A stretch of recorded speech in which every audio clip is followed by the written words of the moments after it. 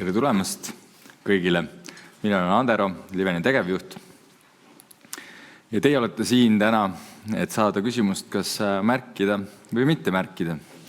Ja mina olen siin, et rääkida teile, milline märkimisväärne ettevõtte Liven on. Ja enne kui ma räägin Livenist, ma räägiks paar sõna suuremast pildist, suurtematest trendidest või täpsemalt ühest trendist. Kui te mäletate, aastaid tagasi, 10+ aastat tagasi moes, inimesed, kui on midagi riided, mis nad seljas kandsid, päris palju oli näha selliseid suuri brändi nimesi. No, ma ei tea, Dior, Armani, see oli niisugune levinud. Tänapäeval te näete seda aina vähem ja vähem. Pigem te näete seal sõnu Muhu, Kopli, midagi, mis räägib sinust, midagi sellest konkreetsest persoonist. Kui te mõtlete näiteks sellisele ettevõttele nagu Nike, siis ta suudab valmistada masstoodanguna individuaalselt inimesele talle sobilikke tema maitse, tema disaini eelistuste järgi jalatseid. Igale ühele praktiliselt unikaalne paar. See võime ettevõtetel selliseid tooteid pakkuda ja teha seda sellise tavapärase hinnaga on trend, mida kutsutakse massi individualiseerimine. Ja kui tulla Liveni juurde, siis kui Liven alustas, siis enamus arendustes oli võimalik valida 3 paketti. Hele, tume ja naturaalne. Jah, mõndadel juhtudel olid neil teised nimed, aga sisu oli ikka üldiselt sama. Ja me tundsime, et see on midagi, mida meie just tahame muuta. Ja see võib öelda, et see lugu hakkas ühe võib-olla konkreetse projektiga, kus oli 60+ korterit, see oli väike projekt. Ma arvan, et see oli Liveni 4. projekt. Ja me tahtsime seal pakkuda klientidele palju võimalusi. Me uskusime, et nagu iga maja tehakse nii unikaalse projektiga, siis miks mitte pakkuda, teha ka iga korter seal sees unikaalne vastavalt kliendi vajadustele. Kogusime need kliendid kokku, me ütlesime neile, julgustasime neid muutma, mida iganes nad soovivad, oma planeeringuid enda soovide järgi, oma viimistlust valima nii, kuidas neile iganes meeldib. Ja nad valisid. Neile väga meeldis see. See müük läks väga hästi enne ehitusalgust. Ma arvan, et meil oli seal umbes 75% lausa müüdud, et tõeline hitt. Ja me olime väga õnnelikud. Aga see õnn kiiresti asendus murega. Sest neid muudatusi oli, neid oli palju. Neid oli rohkem, kui me ootasime. Ja neid ehitada oli keerukam, kui me ootasime. Ja asjad ei läinud päris nii, nagu me ootasime. No, see oli pehmelt öeldes, et tegelikult läks päris raskelt. Ja me hiljaks. Ma arvan, et viimane kodu anti üle plaanitust võib-olla oligi pool aastat hiljem. Palju asju läks ka valesti, mida tuli ringi teha, tuli neid vigu parandada. Keerukust oli palju rohkem, kui me arvasime.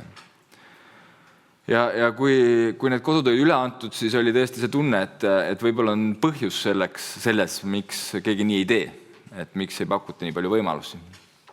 See lihtsalt on liiga keeruline. Aga natuke läks aega mööda ja küsides meie klientidelt tagasisidet, natuke isegi olles natukene ärevil, et milline see tagasiside saab olema, siis tagasiside oli üllatavalt positiivne. Kliendid lõpuks hindasid seda, mida me tegime. Nad said aru, kui keerukas see on. Nad said aru, et seda turul enne polnud olnud ja valdav osa meie ebaõnnestumistest oli meile andeks antud. Nii et see andis meile tohutult motivatsiooni ja energiat, et jätkata sellega, mida me teeme. Mõelda välja, kuidas seda teha efektiivsemalt, kuidas need kodud õigeks valmis saaks, kuidas neid asju peaks vähem ringi tegema. Ja ma julgen öelda, et seda me oleme siis edasi arendanud viimased 8 aastat, et muutuda selleks aina paremaks ja paremaks. Sest koduost on ju enamustele nende suurim ost, nii emotsionaalselt kui ka finantsiliselt. Ja kui me saame seda teha rohkem selle kliendi soovide järgi, tema maitseeelistuste järgi, siis me loome selle koduostjale suurt väärtust. Sest kodu loomine saab olla ainult konkreetsele inimesele, mitte anonüümselt. Ja see ongi Liveni eristumine, mida võib ka kutsuda selliseks massi individualiseerimiseks. Aga hästi, räägime faktidest, räägime numbritest. Kuhu me oleme jõudnud selle 12 aastaga? Viimasel 4 aastal Kantar Emor, või Kantar Emor on seda juba kauem küsinud, aga viimase 4 aastast 3 on siis Liven kuulutatud kõige mainekamaks arendajaks Tallinnas. Ja jah, pean tunnistama, et 2 neist kordadest oleme jaganud Merkoga esikohta, aga siiski. Cityfy portaal mõõdab uusi müüke arendustes. Ja Cityfy portaali järgi viimased 2 aastat Suur-Tallinna piirkonnas on just Liven olnud see, kes müüb kõige rohkem uusi kodusid. Ja kui me üleeile vaatasime viimast seisu, siis seda edetabelit me juhime ka see aasta. Eelmise aasta majandustulemused, et ligi 50 miljonit käivet, 5,4 miljonit kasumit. See näitab, et meie viis, kuidas me seda teeme, töötab ja on ka efektiivne. Me alustasime eelmine aasta ligi 300 uue kodu ehitust. See on palju rohkem, kui me üle andsime. Ja see loob ka selle kasvuks selle vundamendi, et see käive ja loodetavasti ka kasum saavad kasvada ka tulevatel aastatel. Et me oleme ehitanud kodusi, aga veel rohkem me oleme panustanud samal ajal, et ehitada ettevõtet, kes selle väljakutsega toime tuleks. Ja me tunnistame, et ilmselt paljud arendajad saavad sarnast teenust pakkuda nagu meie sellistes kallites luksprojektides, sest siis see kulu, et seda pakkuda lihtsalt sinna hinna sisse upub ära. Aga keerukaks teeb selle asja, et pakkuda seda igas hinnaklassis, nii nagu Liven teeb. Ja muidugi küsimus on investoritel, et kas see edulugu jätkub. Et ka selle nimel me oleme palju tööd teinud. Et meil on täna ootab üleandmist ligi 1600 kodu tulevatel aastatel. 75% sellest on juba ehitusõigusega olemasolevate detailplaneeringutega. Seda maad me oleme kokku ostunud pikkade aastate jooksul. Kõige pikem detailplaneering, mida me oleme teinud üle 8 aasta. Me alustame uute ärisuundadega. Me teeme oma esimest üürimaja, üürikodusid vahetult bussijaama kõrvale. Ligi üle 150 üürikodu tuleb siis sinna. Mõni aasta tagasi me otsustasime laieneda väljapoole Tallinnat. Mitte Tartusse, aga me otsustasime Berliini minna. Me alustame seal vaikselt. Meil on üks projekt, see on ehituses. Varsti hakkame Sarika pidu pidama ja ligi 35% on seal tänaseks hetkeks müüdud. Ja ootame selle valmimist järgmise aasta lõpuks. Ja ka seal on järgmised sammud ette valmistatud. Ka võtame sellised ka sarnases suuruses 3 sarnast projekti, et valideerida veel kord oma ärimudelit, oma konkurentsieelist ja oma strateegilist eristumist. Kui see töötab, siis julgeme seal rohkem laieneda. Kui me kaasame kapitali täna, siis me kaasame seda kapitali uuteks ostudeks, uuteks kinnistuteks. Ja miks just nüüd? Et kui vaadata seisu kinnisvaraturul, siis väga palju on tegelikult pakkumises korterid. Väga palju on, ma arvan, et see on 5 aasta rekord, et Suur-Tallinna piirkonnas seal mitu tuhat. Mis tekitab olukorra, et paljudel meie konkurentidel on täna kapital kinni nendes arendustes. Mis tähendab, et on väiksem konkurents uute maade ostmisel ja see annab meile võimaluse. Nii et me usume, et täna on märkimisväärselt kinnistud saadaval ja seda kapitali, mida me kaasame, on mõistlik, on väga, väga hea võimalus seda edukalt ka tööle panna. Nii et võib öelda, et uued turud, uued suunad, aga sama sisu. Nii et need on lühidalt kokkuvõtte Livenist ja täpsemalt sellest, kuidas me kodusi loome, kuidas siis Livenis käib, räägib teile meie juhatuse liige ja loovjuht Aline Kester. Aitäh!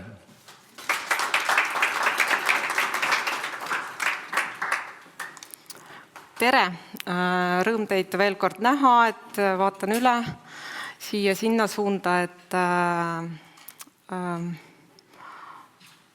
peaks siis rääkima, et kuidas me siis seda kõike teeme. Aga võib-olla alustaks sellest, et mida või kust see tuli või miks see tuli. Et me oleme mõelnud või Liveni inimesed juba enne, kui mina liitusin 10 aastat tagasi, kõige esimestel päevadel mõeldi nii ja siiamaani, et kujuta ette, et see iga kodu on eriline ja sama eriline kui selle omanik. Ja see on ju üpris loogiline, et kodu võiks olla omaniku nägu. Et kõik käisite siin või enamik teist käisid siin tuuril ja tegelikult see jutt, mis mul on, ei ole ainult selle meie kõige luksuslikuma projekti osas. Et see pakkumine või see asi, mida me pakume inimestele, on kõikides Liveni arendustes. Ja kunagi, kui me siis alustasime, siis tüüpiline uus arendus nägi välja niimoodi. Ja siis neid oli palju ja tegelikult kõik need kodud olid justkui copy-paste üksteise peal ja oligi soov seda muuta. Sest et tegelikult, kui sa lähed uut autot ostma, siis sa saad kõiki asju enda käe järgi valida ja otsustada. Siis miks tegelikult kodu ostes sama ei võiks olla või enamat. Kodu on lõppkokkuvõttes üks elu suurimaid investeeringuid enamuse jaoks. Ja näitan siin taustaks meie kunagist Toomkuninga projekti. Ja samal ajal palun teil siis võtta need legod, mida te näete enda lähedal. Ja tegelikult Elis, mu kolleeg, aitab meid sellega. Selleks, et teil igavaks ei läheks, saate igaüks ühe karbikese. Palun. No nii, pidu. Ja võite selle täitsa kohe lahti teha. Nii, palun.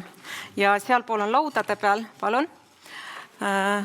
Elisel seal natukene tekkis takistusi, aga nad kohe jõuavad teieni need legod. Ja tegelikult on asi lihtne, et tehke midagi. Et pange oma loovus tööle ja olge mänguline. Vaadake, mis tuleb. Et selles mõttes ei pea tõsiseks jääma, et proovime mõelda midagi ägedat välja. Ja ma jõuan selleni, et miks just Lego ja miks just täna. Ma annan teile natuke aega praegu seda kujundit või seda looma või seda maja ehitada, mida te teete.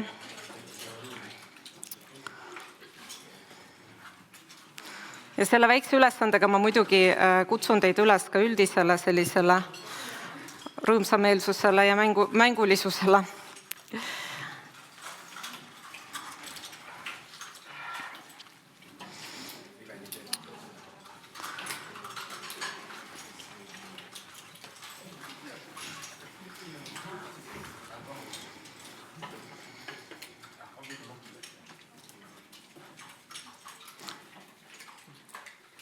Te võite ka sellele mõtte anda ja välja mõelda, mis ta oleks ja kuidas ja kindlasti pärast seda, kui me siin oleme ära rääkinud, võite ka omavahel võrrelda ja arutada, et kuidas läks.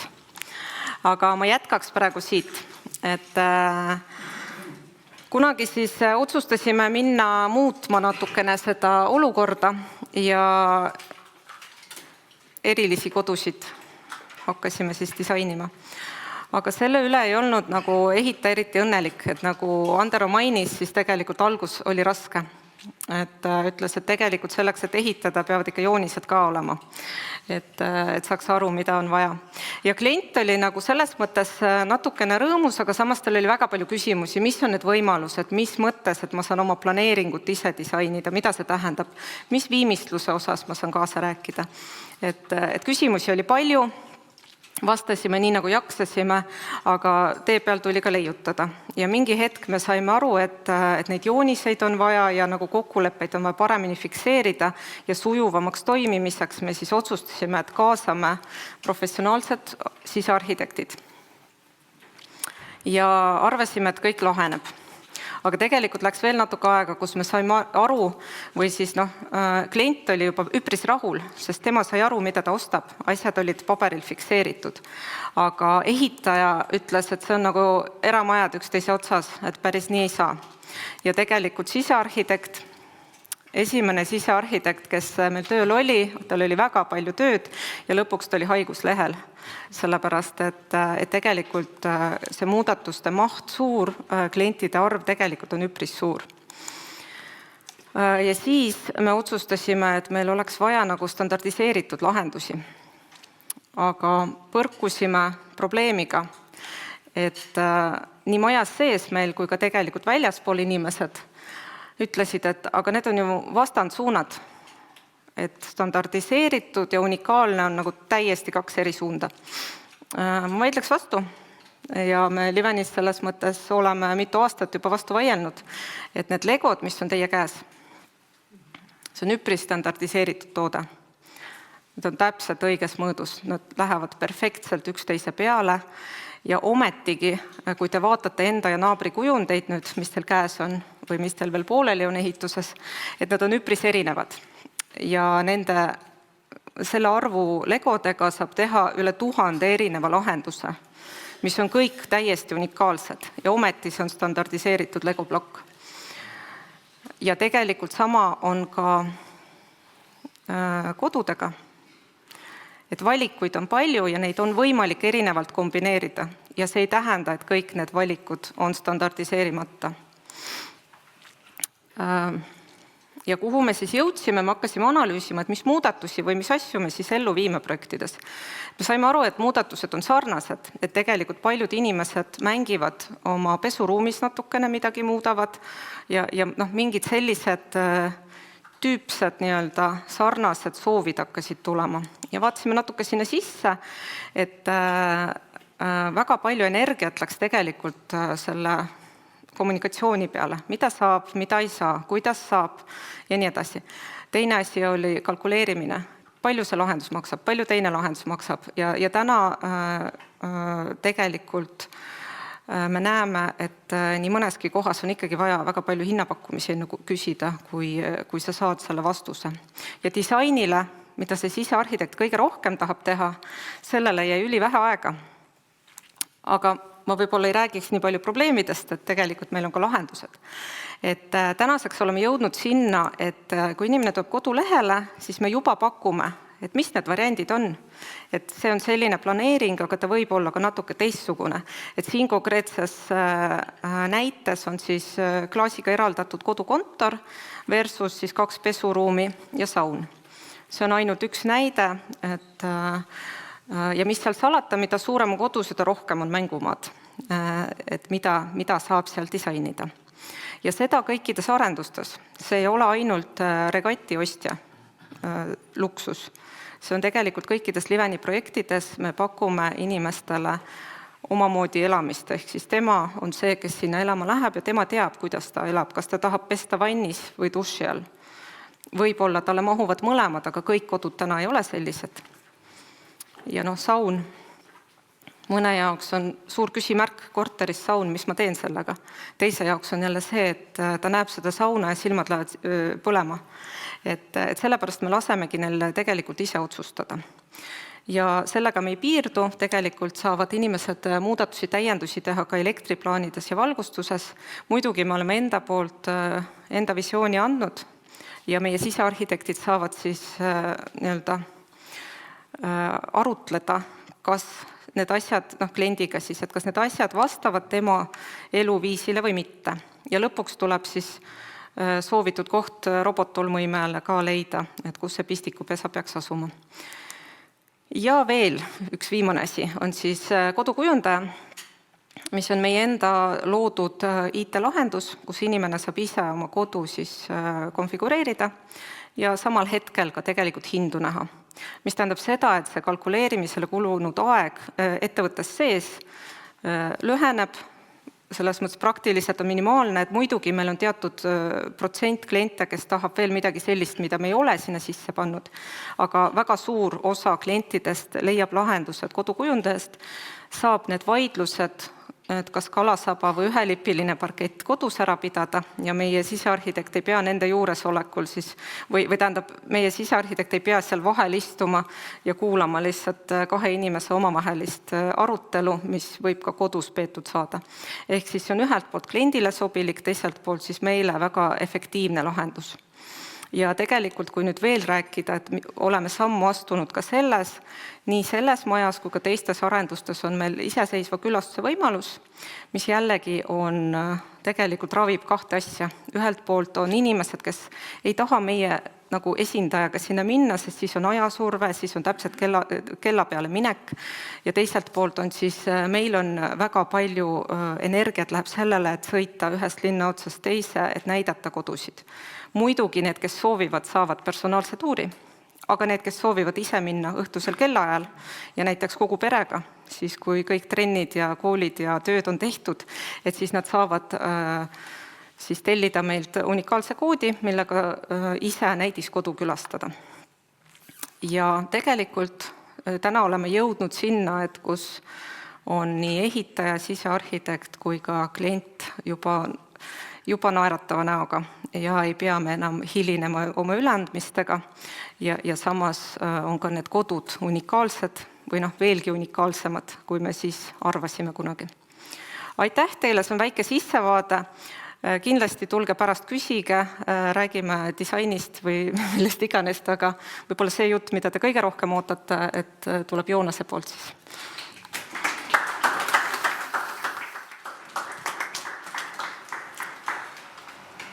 Tere õhtust ka minu poolt, Joonas Joost, Liveni finantsjuht. Ander ja Alina natukene rääkisid taustalugu, miks me kuidas teeme. Ma proovin nüüd rääkida siis, kuidas need asjad näevad välja tabelite, graafikute, numbrite ja jutupunktide kujul. Natuke kordab, juttu juba oli 12 aastat tagasi asutatud ettevõte. Tänaseks oleme üle 500 projektis andnud üle rohkem kui 900 kodu, veel on tulevikus ehitada ja üle anda üle 1600 kodu. Ja võib-olla ma veel natukene laiendaksin seda, et me oleme olnud küll Merkoga koos 4 aastat siin esimene kõige kõrgema tuntusega ja mainega arendaja, aga tegelikult ka enne seda juba mitu aastat oli Liven mainelt teine arendaja Merko järel, nii et võib öelda, et üle poole Liveni elueast senisest on olnud üks 2 mainekamast arendajast. Ja on rõõm, et mitte ainult kliendid, ostjad ja uued koduomanikud ei arva nii, vaid tegelikult nad ka tegutsevad nii. Ehk et Liven 2025. aastal oli siis Tallinnas ja lähiümbruses kõige suurema müüdud kodude arvuga, seda nii kodude arvus kui tegelikult ka hinnangulises müügitulus. Ja hea on, et see number ei ole ka selles mõttes juhuslik, et sama tulemus oli meil saavutatud ka 2024. aastal. Ja veel seda enam, et turg tegelikult, kus see tulemus on saavutatud, ei ole olnud liiga lihtne. Turul on palju pakkumist. Möödunud aastatel on uut pakkumist juurde tulnud veelgi rohkem, kui on suudetud müüa. Nii et 2025. aasta lõpus oli Cityfy andmetel nii Tallinnas kui ka siis lähiümbruses kokku üle 3800 uue pinna, mis oli pakkumises. Ja päris palju suurenes ka siis juba valmis ehitatud kodude arv 2025. aasta lõpuks. Üle linna, kuidas jaotuvad siis linnaosade kaupa pakkumine. Väga suur konkurents on eelkõige Haaberstis, Kesklinnas ja Põhja-Tallinnas. Tallinna lähiümbrus on küll suure alaga, aga see on ka suur ala ise. Ja võib-olla Nõmme ja Pirita on siis piirkonnad, kus pakkumist on suhteliselt vähe. Et Haaberstis ja Põhja-Tallinnas, kus me konkureerime paljude teistega, oleme suurusjärgus enda turuosa lähedal Nõmmel ja Piritel, aga kus on pakkumist üsna vähe, on meie projektid päris suure turuosaga, mitmekümne protsendiliselt isegi. Euribori näitaja rahahind selgelt mõjutab väga palju meie turgu, nõudlust. 2022. aastal hakkas Euribori määr tõusma, 2023. aasta oktoobriks saavutas ta üle 4% taseme Ja see oli selgelt aeg, kus kliendi nõudlus oli madal ja mitte ainult kõrge Euribori tõusu tõttu, vaid ka teadmatuse ees, kui kõrge Euribor veel tõuseb.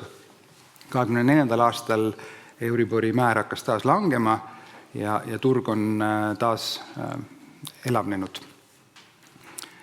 Küll märtsikuus nüüd on Euribori määr teinud taas hüppe kõrgemale, aga prognoositakse, see on ilmselt Swedbanki prognoos, et jääb 2,5 ja 3 taseme vahele. Hea meil on tõdeda tegelikult, et esimese kvartali jooksul nähtud tugev huvi klientidelt ja tugev müük jätkus ka märtsis ja tegelikult on jätkunud ka aprilli jooksul. Ettevaatavalt Eesti Panga andmetel ootame, et keskmine palgatase on suurusjärgus 5% kandis ja kui inflatsioon jääb eelduslikult 3% ligi, siis iga-aastaselt reaalpalk kasvab ja suurendab kodude kättesaadavust. Töötuse määra osas oodatakse samuti, et väljavaade on stabiilne ja töötuse määr langeb. Berliini osas muutused dünaamika üldiselt sarnane, stabiilne, pisut paranev. Etteruttavalt öeldes Berliinis on meil kogu portfellist 1%, ehk et täna veel Berliini tulemuse dünaamika kogu Liveni tulemuse mõttes võib-olla nii kriitiline iseenesest ei olegi. Kiire kokkuvõtte 25. aastast saavutasime 49,3 miljoni euro suuruse müügitulu ja 5,4 miljoni euro suuruse puhaskasumi, mis on Liveni ajaloo senised kõrgemad tulemused. Ja samuti 176 uut müügilepingut, seal hulgas 4 esimest müügilepingut Berliinis, aga ka 171 lepingut Tallinnas on uus Liveni rekord ja väga tugev tulemus. Kokku sai meil aasta jooksul valmis 184 uut kodu ja alustasime ligi 300 uue kodu ehitamisega ning kuna meil õnnestus juurde osta samuti aasta jooksul portfelli üle 300 uue kodu, siis portfelli maht iseenesest aasta jooksul ei vähenenud. Pikaajaliselt ette vaadata on meie omakapitali tootluse siht saavutada 20% ületav näitaja. Kapitali struktuuri osas näeme, et omakapitali osakaal oleks optimaalne on, kui see on mõnevõrra madalam kui laenukapitali osakaal 40%. Nüüd omakapitali tootluse osas suutsime 25. aastal tulemust kenasti saavutada. Omakapitali osakaalu osas veel on natukene maad minna. Ja samuti on meil juba alates 2023. aastast dividendipoliitika maksta välja iga aasta 25%. Ja sellise pikaajalise trendi ja suundumuste osas tegelikult annab vast kõige parema ülevaate selline libiseva 12 kuu keskmised näitajad, sest et tõsi on, et kvartaalsed tulemused võivad olla kinnisvara arendajate puhul hüplikud. Ning vasakut ülevalt graafikult tegelikult on ka hästi näha, kuidas 2023. aastal eelkõige on olnud selline turu madalseis, tegemist on siis uute müügilepingute arvuga, ehk siis kõige vahetuma peegeldusega, et mis turul toimub. Ja meil on tõdeda, et 25. aasta lõpuks oli 176 lepingut ja nüüd esimese kvartali lõpuks on tegelikult siis viimase 12-kuulise perioodi number ületanud ka 200 ühikut. Nüüd uued müügilepingud, kuna me sõlmime palju müügilepinguid varajases faasis, kus kas kodu ehitust ei ole alustatud või see on alles ehituses, siis keskelt läbi jõuab uus müügileping üleandmiseni 12-15 kuulise ajaga. Ehk siis alumine graafik, mis näitab üleandmiste ehk asjaõiguslepingute dünaamikat. Ja siin võib siis kommenteerida, et kuna see on sellise 12-15 kuulise viitega, et siis samamoodi, et selline umbes ülemise graafikuga võrreldes ta käib 4 posti tagapool. Koos üleandmistega kajastame me ka kasumiarvamusmüügitulu, mis on siis paremal üleval graafikul.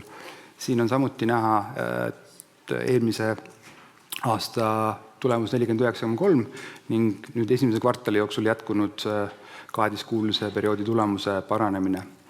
Ning koos müügituluga tuleb ka kasum.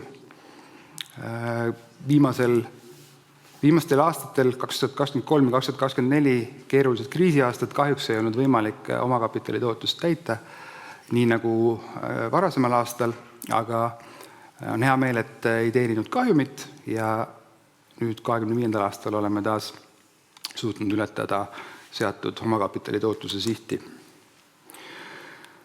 Arendusportfell, suur kirjutabel, kirjupilt, erinevad projektid, mis on meil portfellis. Roheline linnukene tegelikult märgistab seda, millises projektis on detailplaneering juba kehtestatud. Kokku 1600 kodu on öeldud, ruutmeetrites on see siis 123 000 ruutmeetrit.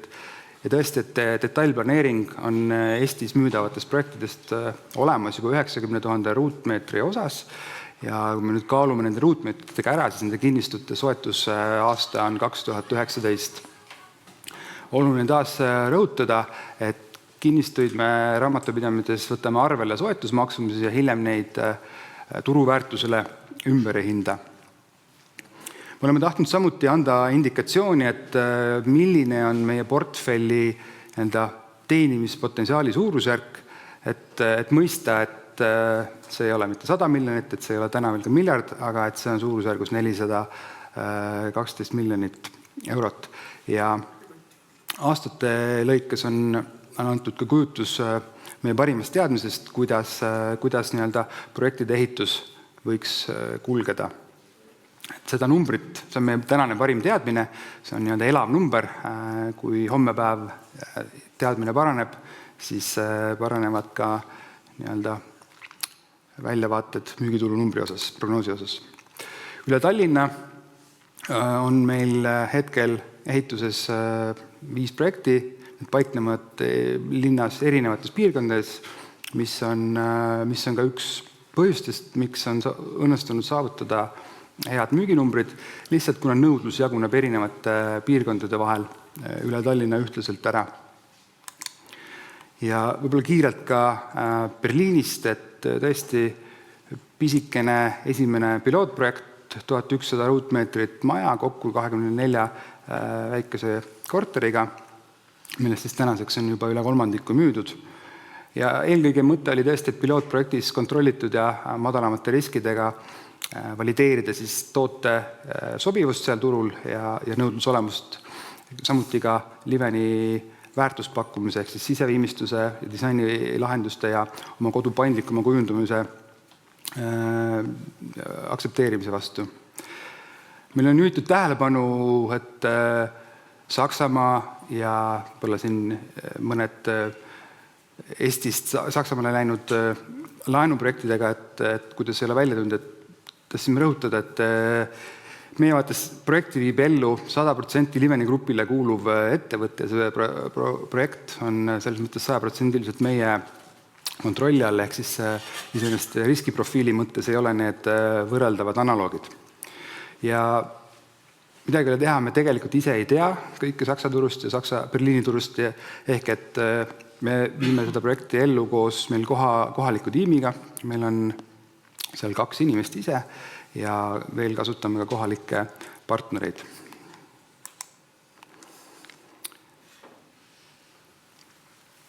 Eelmise aasta lõpus oli meil varasid kokku 86,5 miljonit eurot, millest enamus 82% moodustavad varud. Varud seetõttu, et arendusprojektide pika elutsükli jooksul alates kinnistu soetamisest kuni lõpuks ehituskuludeni kõik projekti jaoks kantavad kulud me kapitaliseerime varudes ning alles müügijärgselt kanname need siis koos müügitulu kajastamisega varudest välja kuludeks. Ja tegelikult tuleb ka siit graafikult just viimasest postist kõige paremini välja, et nii ehituses kui valminud kodudes on osakaal varudest kõige suurem, kuna selles etapis on kõige rohkem tehtud kulusid projekti ja vastupidi planeeringu ja ehitusprojekti staadiumis olevates projektides, kuna nad on arvele võetud soetusmaksumuses, siis nende osakaal varudest on lihtsalt madalam. Tegemist on kapitalimahuga valdkonnaga, kasutame suhteliselt palju laenukapitali, eelkõige kuna see on oluliselt soodsam meie jaoks kui omakapitali kasutamine. Ja miks me vaatame ise omakapitali struktuuri eelkõige ilma ehituslaenudeta, on asjaolu, et tavapäraselt me hakkame ehitama, kui meil on suhteliselt suur ettemüügitase, on see siis 1/3 kuni 50%. Ja see tähendab seda, et ehituse valmides on meil tavapäraselt müüdud 75-80% kogu projekti mahust ja ehituse valmimise järgselt anname me üle kodusid ja kodudest laekuvatest tuludest maksame kohe tagasi ka pangalaenu. Ehk et need on laenud, mis oma olemuselt saavutavad tippmahu vahetult enne kodude valmimist ja tegelikult järgmisel perioodil makstakse laenud kohe kiiresti maha. Ehk et need on näitajad, mis lihtsalt pikaajalise fundamentaalse kapitalistruktuuri mõttes natukene võivad pilti liialt eksitada. Et nende riskitase on panga vaates ka teistsugune. Väga lühidalt organisatsiooni struktuurist. Sisuliselt on iga projekti jaoks meil oma valdusettevõte ja Liven omab kõiki valdusettevõtteid, Liveni grupi ettevõtted omavad kõiki ettevõtteid 100%. Meil on üks koostööprojekt, kus meil on 50% osalus, aga seda projekti me rida-realt oma kasumiaruannetes ja aruannetes ei konsolideeri, nii et tegelikult sisulised numbrid on kõik võrreldavad. Meil on varasemast ajast kokku suurusjärgus 90 aktsionäri. Asutajad on jätkuvalt 2/3 osalusega. Meil on 2 võtmeinvestorit, 2 perekonda, kellele kuulub mõlemale sisuliselt 10%. Meil on oma töötajate optsiooniprogramm, läbi mille on aktsionärideks astunud ka kokku 3% kandis ettevõtte aktsionäridest ning varasemate aastate jooksul toimunud suunatud pakkumiste käigus on meiega liitunud veel teisi aktsionäre.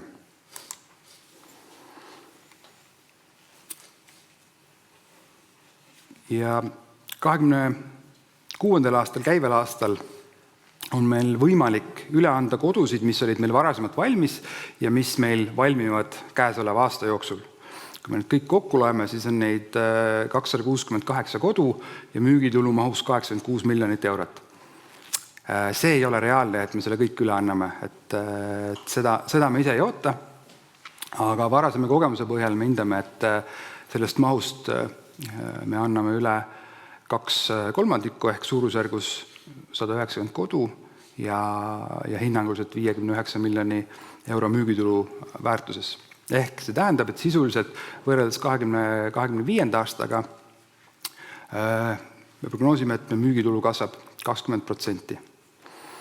Ja kui me vaatame, et esimene kvartal on meil juba ära olnud ja me oleme ära kajastanud 7 miljonit eurot müügitulu, meil on käesoleval aastal valmimates projektides müüdud ette 35 miljoni euro müügitulu mahus uusi projekte, siis laias laastus on juba eelmise aasta tulemus paljuski kindlustatud, nii järgneva 3 kvartali jooksul on vaja siis veel müüa see puuduolev osa.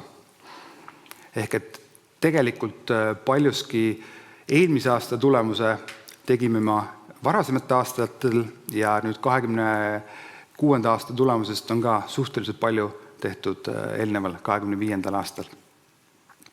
Ja koos müügitulu kasvuga ootame me ka kasumi kasvu ja ootame jätkuvalt, et kasum ületab 20% omakapitali tootluse sihti.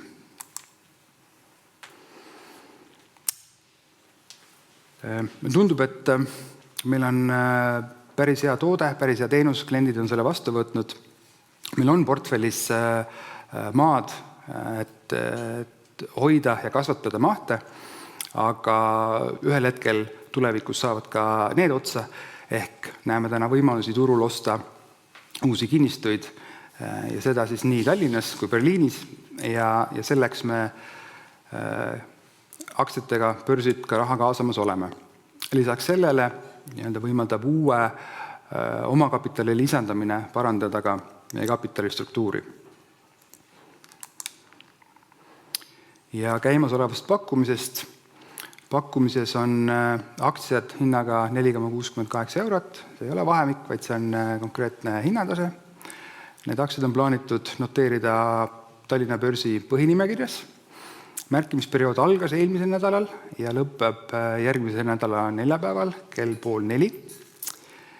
Ning asutajad ja 2 võtmeinvestorit ehk siis kokku 5 suurimat investorit, nendel väljumise huvi ei ole. Avalikest andmetest on tegelikult teada, et nad isegi on juurde ostnud, aga et formaliseerida see huvi, müügi mitte soov müüa, on nad võtnud lepingulise kohustuse ka aktsiaid 12 kuu jooksul mitte müüa.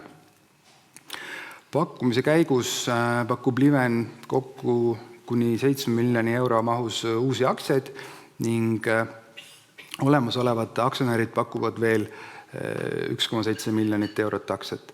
Ning ülemärkimise korral on õigus pakkumist suurendada veel 4 miljoni euro jooksul. Pakkumine Eestis, Lätis ja Leedus. Ma korra tulen tagasi nende olemasolevate aktsionäride osas, et nagu ma varasemalt näitasin, Livenil on üle 90 aktsionäri varasematel aastatel liitunud ja üks kaalutlus, mis meil oli ka see, et vähendada seda riski, et peale aktsiate kauplemise tulemist siis olemasolevad aktsionärid, kes mis iganes põhjusel sooviksid väljuda, hakkaksid oma varasemalt soetatud aktsiaid turule müüma ja seega hinnale survet avaldama. Seetõttu me pakkusime kõigile varasematele aktsionäridele võimalust soovi korral emissioonis osaleda ja oma aktsiaid kaasa müüa. Enamus aktsionäridest seda võimalust ei kasutanud ja otsustasid mitte müüa. Kokku siis 3% varasematest aktsionäridest või aktsiatest otsustasid oma positsiooni koos IPO-ga kaasa müüa. Ehk et see võimaldab meil siis vähendada ka riski, et kauplemise järgselt seda hinnasurvet tuleks. Ja nagu mainitud, pakkumise tulu kasutamise osas on ikkagi mõte ja soov osta uusi kinnistuid. Et kokkuvõttes pikki punkte ei hakka läbi lugema, materjal on ka meie kodulehel kättesaadav, aga miks investeerida Livenisse? Livenil on selge strateegiline fookus, meie pakkumine on turuosaliste poolt vastu võetud, meil on olemas väga hea mahukas portfell, mis võimaldab meil jätkata kasvamist ja me näeme turul häid võimalusi, kuidas seda kasvu ja portfellit veel täiendada. Et mina tänan. Pakkumisperiood jätkuvalt lõpeb 7. mail kell 3:30. Materjalidega võib tutvuda meie IPO kodulehel liven.ee/IPO. Teil on pärast võimalus ka küsimusi küsida, aga alati võib küsimusi saata ka aadressile investor@liven.ee. Ja kuna me ise ei ole eksperdid ettevõtte väärtuse hindamisel, siis selleks oleme me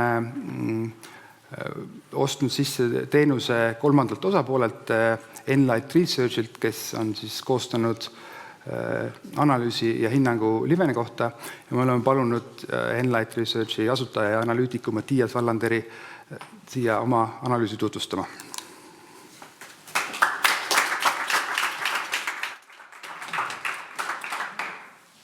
So, hello everyone. I'm the founder and analyst of Enlight Research. We are the commissioned research house for Liven. And as you know, it's a lonely world to be an equity investor today in the Baltics. Everyone is looking at bonds, and no one really cares about equities. So I'm really happy to see that there are a few of you who are still care about equities, and also to see Kari Lotz, the head of Nasdaq Baltic here, for moral support. So where do I start? Yeah, we wrote the IPO research, and it's important to know that we will continue to write research on Livin for 2 years at least following the IPO. So this is not a hit and run where we just do the IPO and then we forget about it, and we don't really have to face the criticism, and we have to continue to write about this for 2 years. So I think we have had a lot of examples where IPOs has happened in the Baltics, especially in the year 21, 22, where no one wrote about them, and people just forgot about them after the IPO. And some of these companies don't exist today. So I think that this will not be the case with Livin.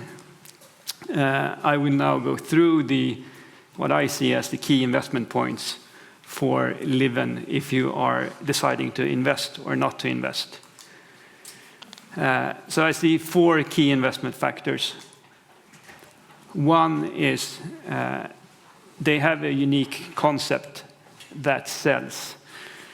And I think the best proof of that is probably the market position. This is the number of new apartments in terms of sales. And you can see since 21, Livin has gone from the number 4 to the number 1 position in 25 and in 24. So I think this proves that they do have a concept that people like and that people buy from. Another, I think, proof of this statement is the Kantar Emor survey, buyers survey, that they are in the top. They have been in the top for the last years, together with Merco. So let's say if you believe in this, then the next question that you might ask is, how about the market? Is the Estonian apartment market improving? Again, if we look historically, we had the pre-COVID times, which I call a normal Estonian market, around 2,700, 2,800 apartments, new apartments sold each year. Then the pandemic came, no one could travel, no one could go to restaurants, so we all bought new apartments, and we had this abnormal, 4,000 plus new apartments sold in 2021. And obviously, after that kind of amazing year, you have a setback. So that's where we're coming from. We're coming from a 3-year below normal new apartments sold market. But something, I think, happened last year. Then the number of apartments sold in terms of euros increased 29%. And it's still far away from what I would say pre-COVID normal levels. But it was the first, I would say, reversal year, the real reversal year. And if you look at the bar furthest to the right, it's Q1 this year times 4, so Q1 annualized. And if you analyze that, then we already had a growth in Q1 this year of 11%. So annualized, that would be like 2,560 apartments sold this year. In our research, we are a bit more optimistic. We're saying it should grow 15% this year to 2,600. I think that's still viable. At least I think the annualized Q1 figure is pretty safe. So again, the question is, where is the new normal? I would say it's probably around 2,700, 3,000 apartments sold per year. That's where we were before COVID. So if you believe in that, then the next question is, will Livin keep its market share? Again, if we look historically, Livin has had 7 to 8% market share the last 4 or 5 years. The last 2 years. And that is reflected in the improvement that I showed, I think, on the first slide with market position, that they have gone up to number 1 and number 2 together with Merco. So if you believe in that, if you believe in this market increase, normalization, and you use the same market share that they had in 24-25, it's quite easy math. That's what we have done in the research. Then the net profit should be this year 6.6 million something. And if you believe in the continued normalization of the market, Tallinn apartment market, then the profit should be 8.7, 10.7 coming years. And it's important, I think, to highlight that they do have the project pipeline to satisfy the market if the market now improves. I think what we see with other developers is that they don't have the capacity. They do 1 or 2 big projects, and then you have gap years. So every third year you have good profits. But I think what Livn can develop or deliver is profits without gap years. So if you believe in the concept, in the market coming back, in Livn keeping their market share, then the only question left, of course, is what's the valuation? What should I pay for this? And I think one of the best metrics is price to book versus the return on equity, i.e. the net profit in relation to their equity. And Livn had 25% last year. The IPO price of 468 implies something like around 2 times book, which if you compare it to Swedish developers, Merko, and I even put in the banks there, is below the trend line, i.e. there is something left on the table. On top of this, I think that you can say in both Merko and in Livn, there is probably hidden value in the land bank, because both Merko and Livn bought most of their land before the inflation took off. So I haven't, they don't mark up their land to the market price, but if they would, probably the price to book would be 1.5, maybe 1.6. So I think it's price to book, return on equity, it makes sense, the IPO price. If we cross-check that to the PE, we see that the IPO price is a PE of 8.7, which can be compared to Merko 11.8 right now in the market, and other Swedish developers. Again, I think this shows that it is a lonely world to be Baltic equity investors. I think in 4 or 5 years from now, we will look back and say, wow, you could do an IPO, you could buy an IPO at 8.7 PE. Usually it's like 14, 15. So that I think also shows that we are in kind of extreme times, and you actually, when the interest is the least, like it is for equities today, that's when probably you can make the best deals. So again, about the valuation, and this research is on Enlight Research website. Anyone can download it for free. So we have used the PE, the price to book, versus return on equity, those 2 measures I just showed, and also the DCF. And these are the low, mid, and high values that we get according to those 3 valuation approaches. And so we get the average of that is 641. That's our fair value. And we did not know when we published the research that IPO price would be 468. So we thought like a 20% discount, IPO discount to our fair value would make sense. That would be 513. Now it turned out to be like 468. So I would say that it's something like 27% discount to our fair value. And again, finally, to finish something, a good, I think, point is that a lot of you might be Livent bond investors? I don't know. Maybe you can raise hands if you are, or is it only equity? Only equity guy. Okay, there are a few. So, but there are. If we were doing bond now, if I was standing here doing bonds, there would be like 200 people here, and no one, would hesitate. And now, I think. If you think about it, it's the same company. If you bought the bond, what's the bond yielding? 8% or 8%. If you bought the bond at 8%, it's unsecured. And you're not buying. You're saying like, oh, equity is not interesting. You're basically saying that okay, Livent will be able to pay my interest and redeem my bond, but that's it. Then they won't be able to increase the book value. So what you're saying is that it's playing it really thin, I would say. Okay, if it's secured, then you can say I'm safer than the equity investors. But if you think about it from this aspect, then if you're a bond investor, then you kind of also should believe in the equity story.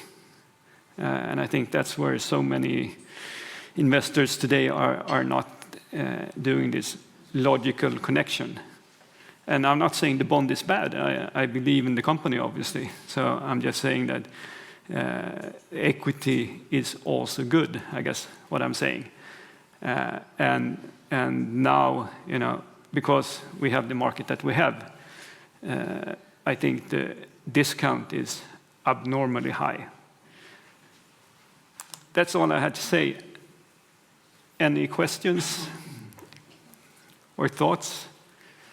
No one is going to mention Hepsor. Usually people mention Hepsor and they have lost money on Hepsor. And you shouldn't talk bad about competitors, but I would say that's the opposite example. Hepsor was done when the equity market and the real estate was hot, at the peak multiple. And it's very hard when you come in at the peak multiple to perform. And then you could always argue that maybe the structure, SPVs are not that clean and so on, but yeah, we're not going to get into that. But I think to make a long story short, I think Livent and Hepsor are totally different. I couldn't explain more how or push more how different they are.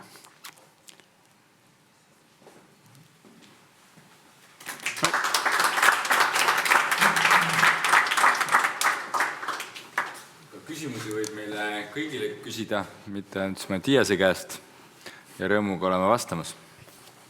Küsiks sellise küsimuse, kui need plaanid ilusti realiseeruvad aasta pärast 25% kasumiks, palju see aktsia kohta teeks siis? See peab 25%. Kiiresti välja arvatud, aktsiat tuleb juurde omajagu, eks ole.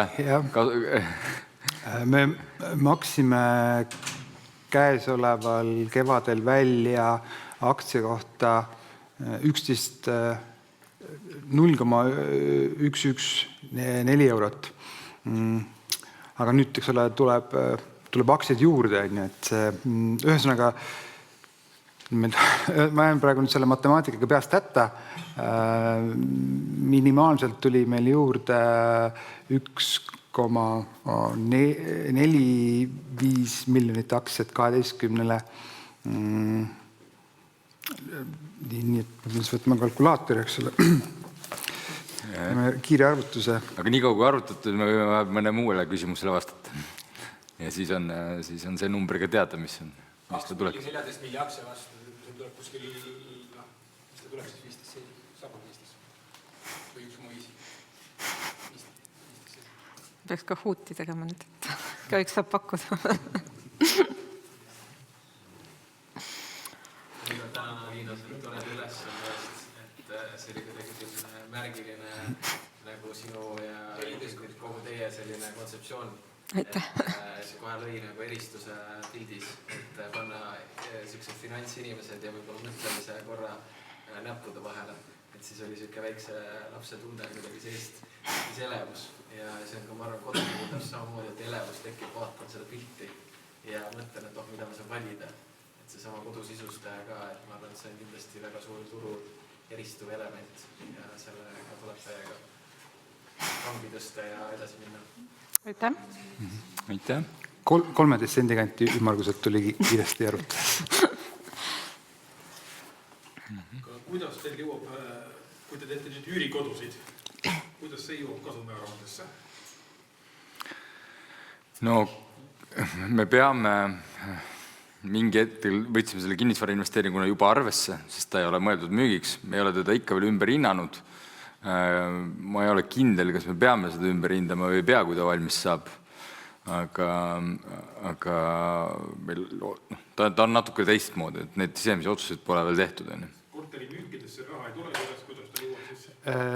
Ja seal tuleb üüritulu, kulusid ületav üüritulu ja tõesti, et siis seal on, kui on kinnisvara investeeringu väärtuse muutus, siis väärtusmuutusest. Ja ühel hetkel, kui me jõuame sinnamaale, et on soodne moment see müüa, siis ilmselt kõige suurem kasumi moment tuleb siis väljumisel. Ühesõnaga mitte lõputult jääda ise seda haldama, vaid ikkagi siis müüa tegutseva ettevõttena? Kui ühel hetkel on soodne moment selleks, siis ilmselt on mõistlik seda nii teha. No ma toon näite jah, et siin 3-4 aastat tagasi, siis ma arvan, et iga 2 kuu tagant keegi helistas mulle kuskilt välismaa numbri pealt, tutvustas, et mis fondide esindab ja küsisid, kas meil on mõnda üürimaja, mida müüa. Et need olid sellised ajad, ma arvan, et kunagi need ajad võivad uuesti tagasi tulla, et kui need investeeringud, kui kapitali on palju ja otsivad investeeringuid, siis väljapool oma kodukohta ja kui see pakkumine on piisavalt hea, siis ma arvan, et me oleme valmis selle üürimaja ära müüma ükskord. Ja ei saa mainimata jätta, et see piirkond on ju väga kiiresti arenev ja kogu see ümbrus on tõenäoliselt ju lähiaastatel seal.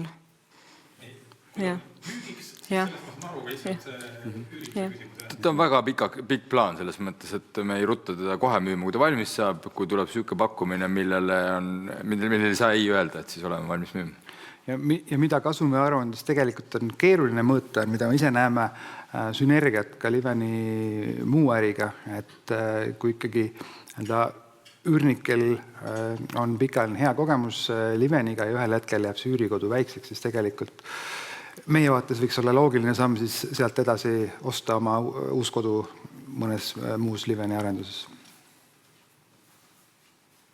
Kuidas oma kapitali eesmärkidega sünkab, et üüriäri käib seal 5% peal kuskil, olete tublid, teete 6 hildi. Kui seda kõik üles hindad, siis küll. Pärast seda on ta sul väga suure bilansilise väärtusega, siis küll. Aga kui sa teed arendusprojektina, siis tema kogu oma kapitali tootlus on meie eesmärgile lähedal.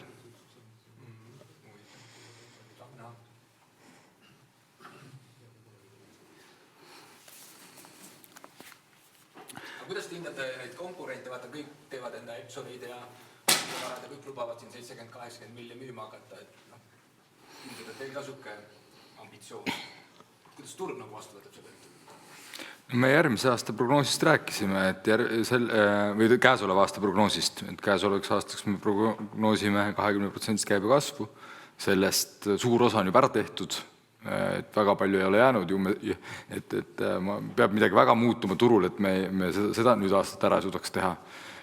Siis Mati ja see esitlust vaadata ja turg 10% kasvab ja meie turuosa suudame hoida, siis see 70 juba tuleb sealt ära, puhtalt turuosa hoidmisest. Aga kas kõik mahuvad turule ära?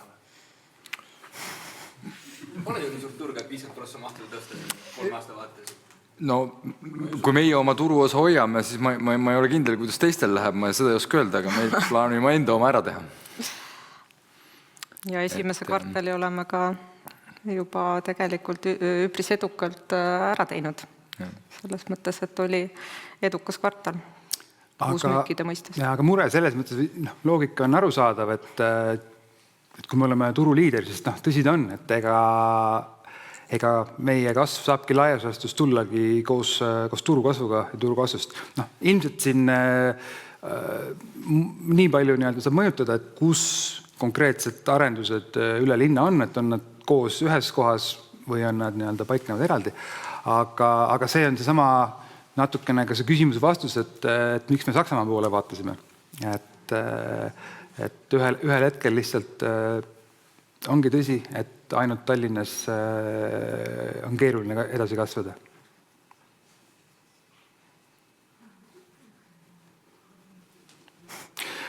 Meil tegelikult võib ka edasi veel küsida, aga me vahepeal oleme saanud veel siin küsimusi nii kirjalikult kui mujalt, et ma hea meelega kasutaksin, võib-olla need samad küsimused ka teil, aga ma siin käin siis mõned läbi. Et me proovisime, ühesõnaga, iseenesest me proovisime ka esitluse käigus vastata, aga võib-olla mõned küsimused on veel jäänud. Et kõlas küsimus, et maailma börsid on tippudes, et pole paremat aega aktsiaid noteerida.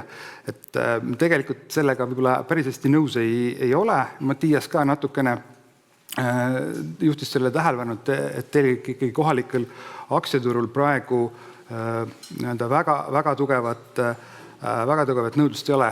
Et selles mõttes pigem oleme me turu mõttes perioodis, kus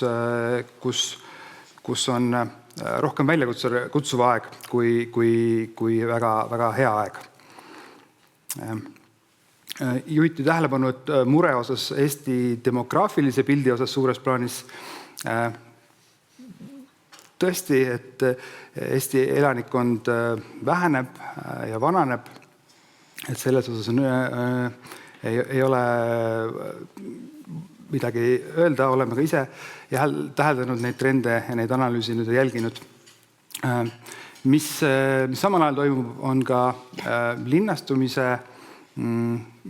megatrend, et üldiselt tõsi, Eesti rahvaarvu prognoositakse langema, aga samal ajal seda trendi mõnevõrra aitab mahendada siis linnastumine. Ja hiljaaegu Tõnu Toompark just juhtis tähelepanu, et 20 aastat tagasi prognoositi, et Tallinna elanike arv on täna 350 000, kui see tegelikult on tänaseks osutunud 450 000 suurusjärgus, et ehk keeruline on seda prognoosida. Aga samuti, et see on ka osalt vastus, miks me juba aastad tagasi otsustasime välisturgudele laieneda, miks me Saksamaa turgu vaatasime.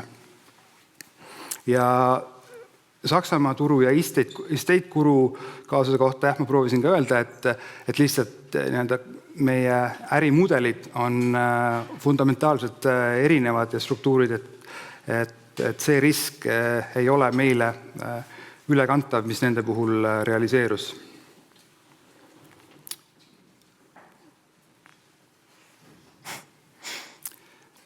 Kasumite tsüklilisust on välja toodud.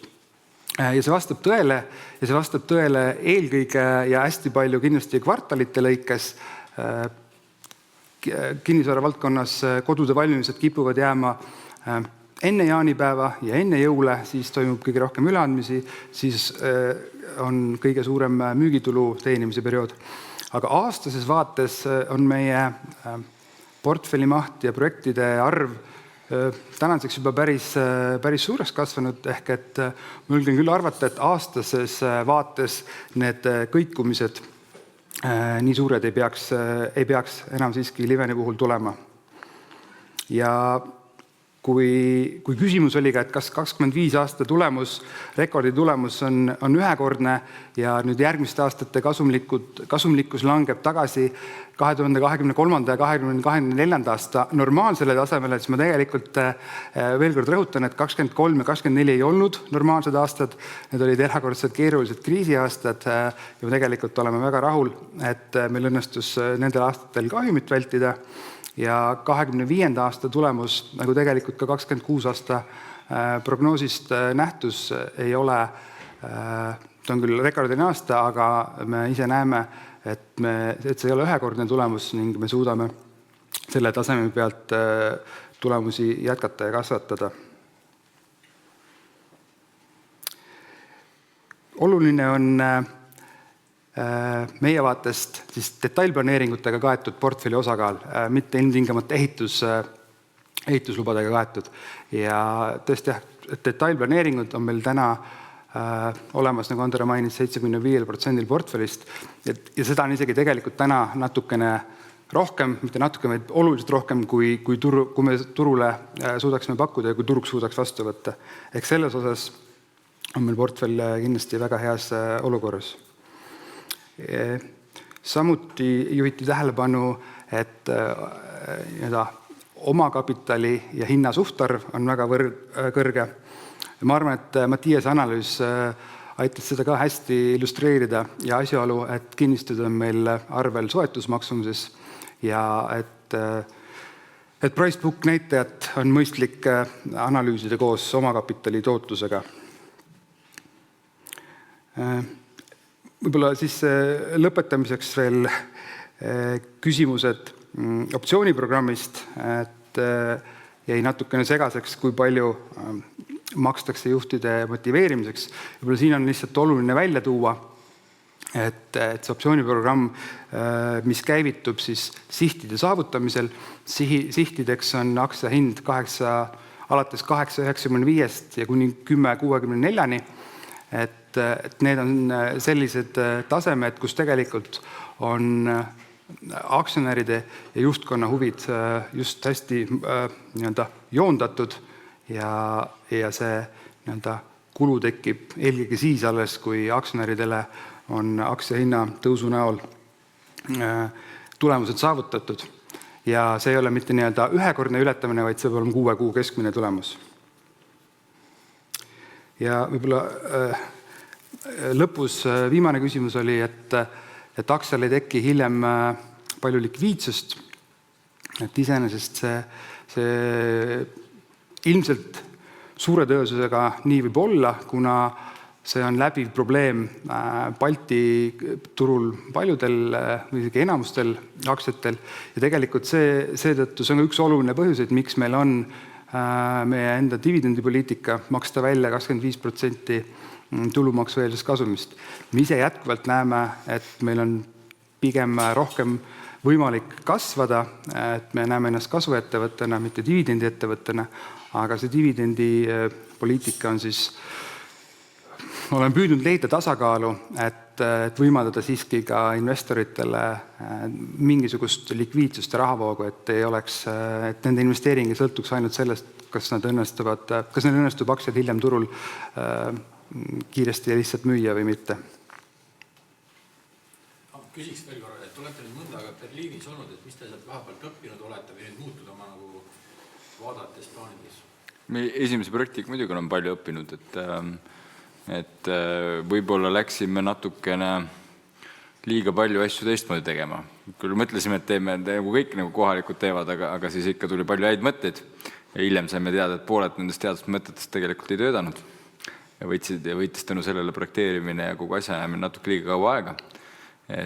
Aga õnneks pooled head mõtted töötasid, nii et järgmistesse projektisse võtame nüüd siis need pooled head, mis töötasid, võtame kaasa ja need pooled teeme siis nii, nagu kohalikud teevad. See jutt ei midagi ümmaruseks, mõni näide äkki? No uuringud näiteks, et pidime tellima mingi jube põhjalik uuringuid, mille puhul me ei suutnud üldse aru saada, et miks me peame kulutama tuhandeid ja tuhandeid eurosid selleks, et teha siis uuringut selle peale, et kui palju see tavaline betoonsein heli kinni hoiab, sest see on õpikus, õpetatakse seda esimesel kursusel tudengitele. Ja arvasime, et saab ilma selleta hakkama, aga siis ikka kuskil mingis protsessis oli, et on vaja mingi dokumente, mingi ostulepingu vormistamise juurde ja seal peavad need asjad kuidagi olemas olema ja nii edasi. Ja algus meile tegelikult isegi kõik ei osanud täpselt öelda, miks neid asju vaja on. Kõik teadsid, et nii on alati tehtud. Ju me siis mõtlesime, et me siis, kui see on põhjus, et me ei tee, aga pärast hiljem selgus, et tegelikult oli mingid muud põhjused ka, miks neid asju vaja oli.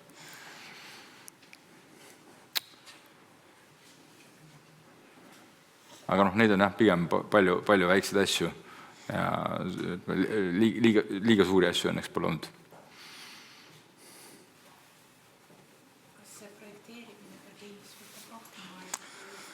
Võtab küll, palju kulukam on ka, et kui näiteks Eestis ehitushinna ja projekteerimishinna suhe, et projekteerimishind moodustab ehitushinnast seal 6-7%, võib-olla mõne väiksema projekti puhul natuke rohkemgi, siis Berliinis ta moodustab lausa ligi 17-18%. Tohutu vahe, et väga palju detailsemalt tuleb kõik asjad läbi projekteerida. Ka seal arvasime, et võib-olla me päris nii palju ei kuluta, aga siis ikkagi lõpuks pidime kulutama. Lihtsalt natuke kauem tegime seda kõike tänu sellele. Aga seal on tegelikult kahtlemata on kokkuhoiukohti ja saab teha efektiivsemalt. Nad ei kasuta eriti üldse seda mudelprojekteerimist jätkuvalt, et see on nagu et see efektiivselt töötaks, peab olemagi sul õiged partnerid leitud, kellel on kõigil see kogemus olemas ja see kahtlemata võimaldaks kogu projekteerimist ka efektiivsemalt läbi viia. Aga esimese hooga meil nii-öelda osad partnerid leidsime, kellel see võimekus oli ja osasid veel ei leidnud ja oli vaja pihta hakata. Aga linna vastused ka pikemad või? Linnaga oli väga huvitav kogemus, et kõik oli paberi peal, eks ole, hästi palju vorme tuli täita. Aga kui kõik need vormid õigesti täidetud olid, siis ehitusloa menetlus kestis 6 kuud. Ja see on, ma arvan, meil ei ole aastaid Tallinnas nii kiiresti asi läinud. Et kui need paberid olid õigesti täidetud, siis selle loa sai, nad ei tegelenud selliste subjektiivsete hinnangutega, et kas nii või naa, et seal oli nagu selge, et meil on see avalik huvi, kui suur see maja võib olla, et sul paberid korrektselt on täidetud, eks ole, kus see maja asub, kui kõik need asjad olid korras, siis see luba anti välja.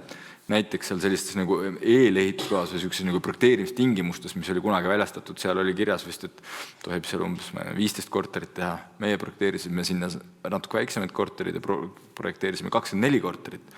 Ja hirm oli suur, et sellest tuleb suur nagu teema ja siis luba ei saa ja nii edasi. Keegi ei küsinud selle kohta isegi. Et teie enda asi palju korterit teete. Teie enda asi palju neid parkimiskohti teete. Paljud inimesed tahavad. Jah.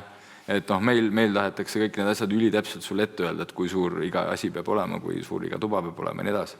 Ainuke asi, mida nad hoolega vaatasid, et neil on see nõuded, et pooled peavad olema siis nii-öelda ratastooliga ligipääsetavad korterid või selline nii-öelda barriere-frei, barriärivabad korterid, et seda natukene hoolekalt vaadati, aga see oli ka praktikaliselt ainuke asi, millega me natuke pidime seal vaeva nägema.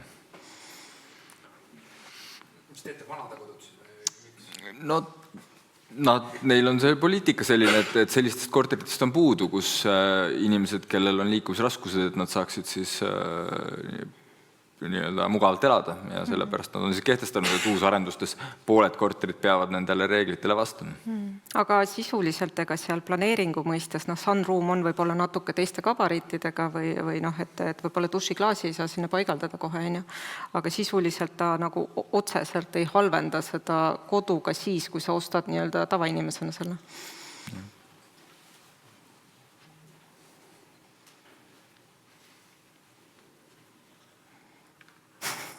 Ise ka märgita? Mina olen märkinud juba.